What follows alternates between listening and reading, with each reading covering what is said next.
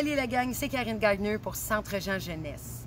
Bienvenue à notre 7e capsule qui s'intitule « Pour avancer, on parle d'amitié ». Et l'amitié, c'est vraiment quelque chose d'important dans une vie. Et on a belle Ariane qui va parler avec nous de différentes sphères qui concernent l'amitié.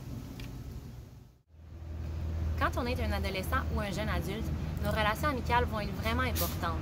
Souvent, ça va être des gens avec qui on va pouvoir se confier, puis ils vont même un peu prendre la place que notre famille avait auparavant.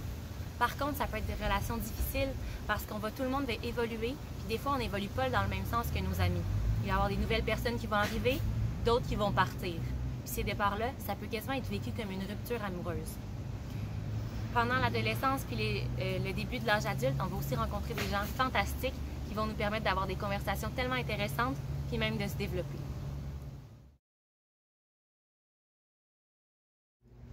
Plusieurs personnes ont un ou des groupes d'amis avec qui tu partages des intérêts communs.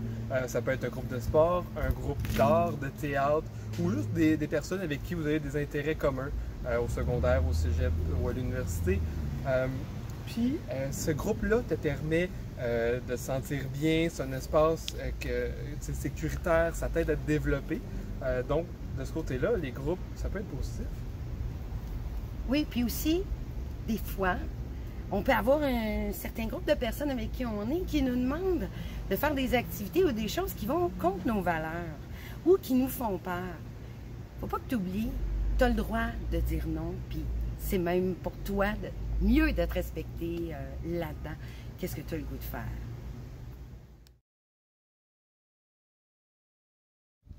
On voulait aussi parler de la solitude, parce qu'il y a certaines personnes qui se sentent moins à l'aise en groupe et qui préfèrent être seules, puis ça, c'est tout à fait valide aussi.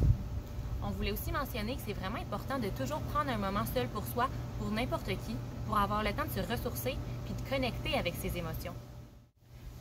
Par contre, c'est important pour tout le monde d'avoir un confident, que ce soit un ami, un membre de ta famille, un intervenant, à qui parler, puis à qui parler justement de tes émotions, puis te confier.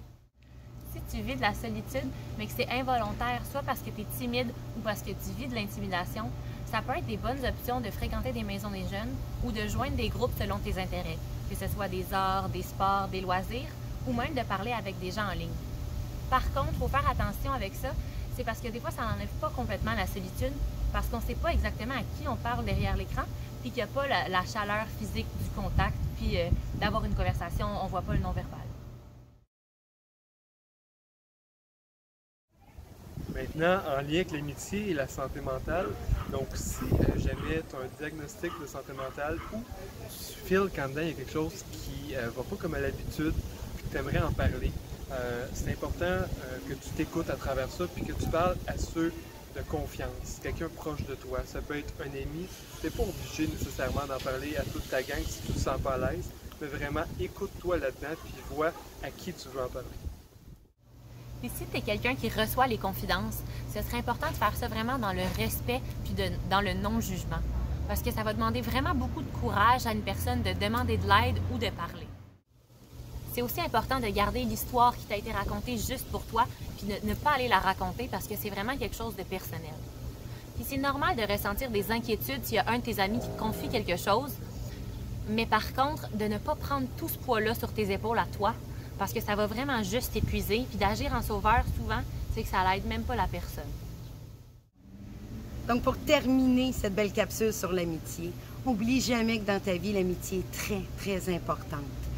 Elle va te donner du positif, des échanges, dans les bons moments comme dans les moins bons moments. Fait que je te souhaite d'avoir des magnifiques amitiés dans ta vie. Puis, n'oublie jamais que si tu as besoin de parler, bien, on est toujours là, Centre Jean Jeunesse, sur tous les réseaux sociaux. On se dit à la prochaine. Salut!